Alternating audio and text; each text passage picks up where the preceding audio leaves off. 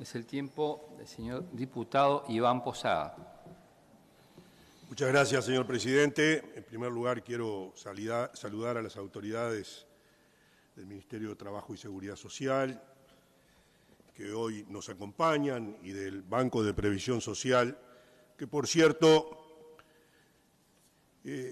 han dado suficiente información para que esta comisión permanente tenga los elementos suficientes a los efectos de analizar esta propuesta de reforma constitucional impulsada por la Central de Trabajadores, por el PIT-CNT,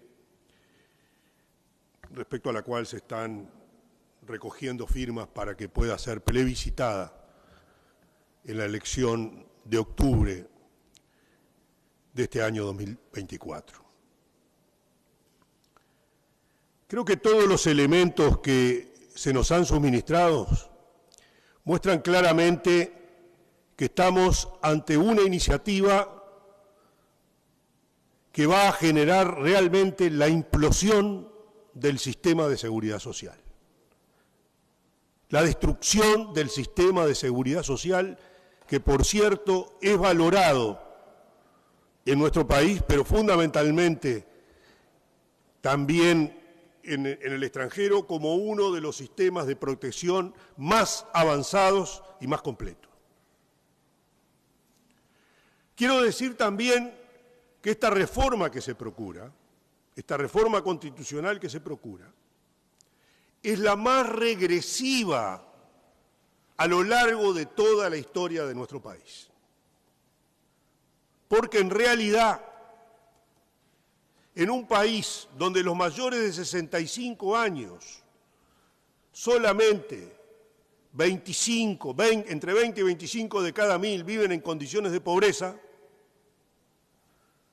a nivel de niños y jóvenes, de niños, niñas y adolescentes, 170 de cada 1000 viven en condiciones de pobreza. Y eso porque tomamos un promedio, porque la realidad nos muestra que la única vez que se hizo, en el último tiempo por lo menos, un análisis de la pobreza a nivel de Montevideo y del resto del país, esos números, que fue en el año 2017, nos llevan a creer, en la medida que ha habido una estacionalización, no ha habido cambios importantes desde 2017, que en el caso de Montevideo 250 niños, niñas y adolescentes de cada 1000 viven en condiciones de pobreza.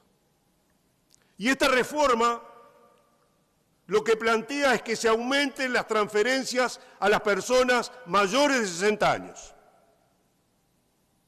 Le fija un piso que es el salario mínimo nacional.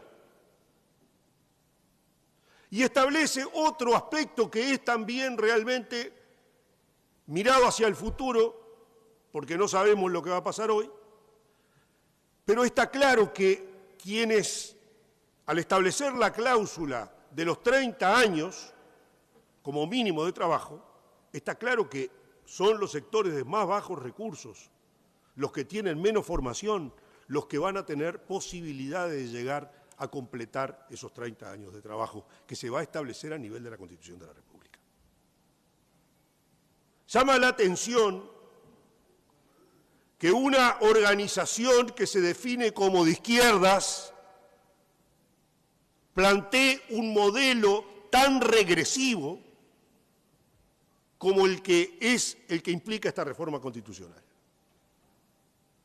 Esto significa, señor presidente, en el mediano y en el largo plazo, pedirles a los jóvenes, a los más jóvenes, que aporten más para que, en definitiva, las personas de mayor edad tengan una mejor jubilación. Eso, en cualquier parte del mundo, es una propuesta regresiva. Y me parece que, en todo caso, tenemos que ponerlo a consideración. Es una propuesta que además genera una gran incertidumbre, porque a partir de la eventual aprobación de la misma, Habría que recalcular todas las jubilaciones de aquellos que estuvieron en el sistema de capitalización a través de las AFAP. Todas esas personas no sabrían cuál en definitiva sería el régimen jubilatorio, más allá de que se pone un tope.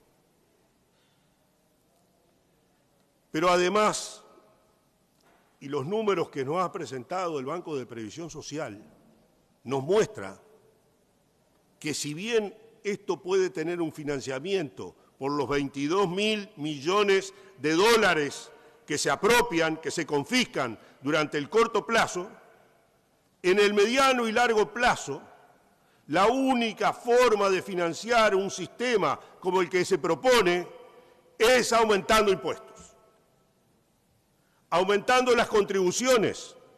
Lo dice el informe del Banco de Previsión Social. Me parece que esto es realmente contundente, que para lograr el financiamiento del sistema, a partir del 2050, los trabajadores deberían aportar un 25, casi un 26%, y se sigue incrementando en adelante. Y que la tasa de aporte patronal, que fue establecida en 7,5% durante el gobierno del Frente Amplio, porque hay que recordar también que la tasa de aporte patronal antes era, para algunos sectores había quedado en 0, pero para la mayoría de los sectores había quedado en el 15%, como parte de las reformas que se hicieron se estableció en el 7,5%. Y creo que fue una medida inteligente que en aquel tiempo planteara el entonces ministro de Economía y Finanzas, el contador Danilo Astori.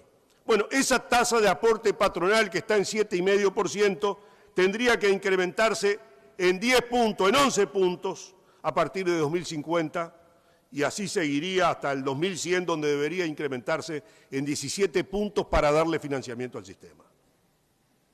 ¿Esto en qué impacta? Primero, impacta a nivel del gran desincentivo al trabajo. Es decir, en la medida que los impuestos, se incrementan los impuestos al trabajo, se desincentiva el empleo. Y este es un dato de la realidad. Pero también impacta, señor presidente, en las inversiones.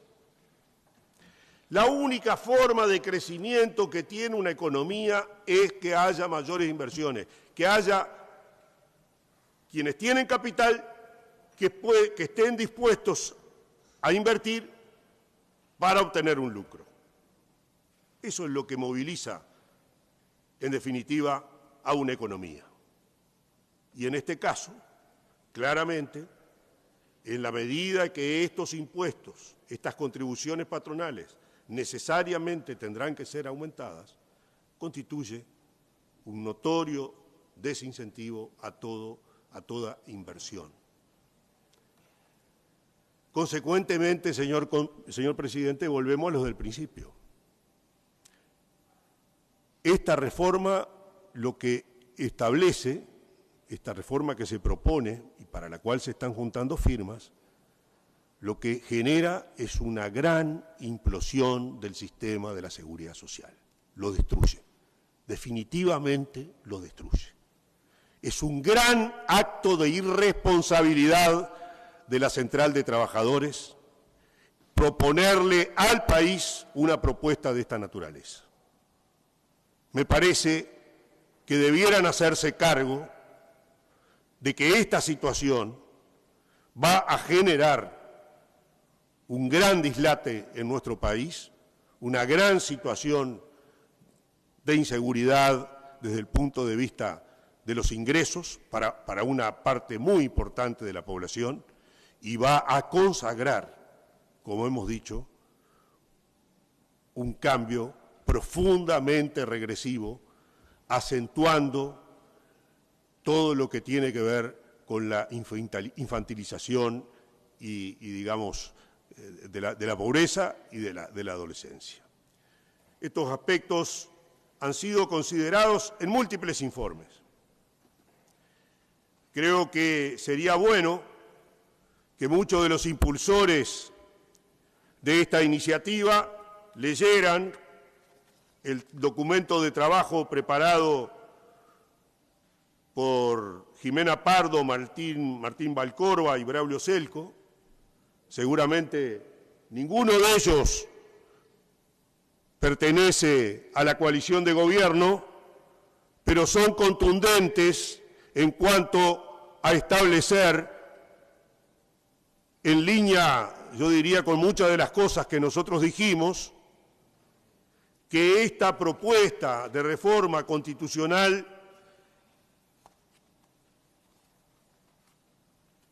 conlleva, para decirlo con sus propias palabras, un conjunto de derivaciones potencialmente perjudiciales para la equidad del sistema, esto tiene que ver con lo regresivo, entre generaciones y al interior de las mismas, y con impactos severos para la sostenibilidad del sistema y las cuentas públicas, siendo desaconsejable su aprobación. Y como prueba manifiesta de esa regresividad y de la falta de sostenibilidad del sistema, lo anotaba muy bien el director de la Seguridad Social, no es casual que entre los principios que sustenta el sistema que se propone se hayan eliminado la igualdad y la sostenibilidad. Eso es una muestra clara de que, en definitiva, esos dos principios, el de igualdad y el de sostenibilidad, no forman parte de la propuesta que la Central de Trabajadores está proponiéndole al país. Muchas gracias.